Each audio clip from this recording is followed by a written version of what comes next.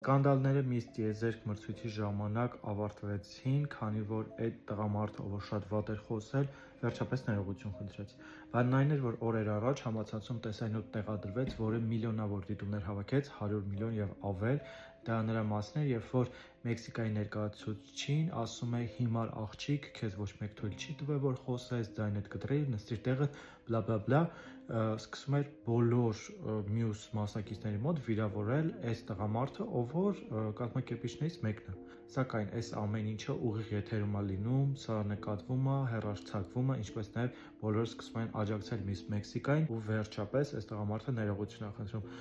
Չկա ինչ-որ այլ նորություն, ինքը հրաժարվել է աշխատանքից, հեռացվել է կամ որևէ տուր, բայց փաստը մնում է փաստ, որ փակ դռների հետևում եթե լիներ ու ոչ ոք չնկարեր, սա այդպես է կմնար անպատիժ,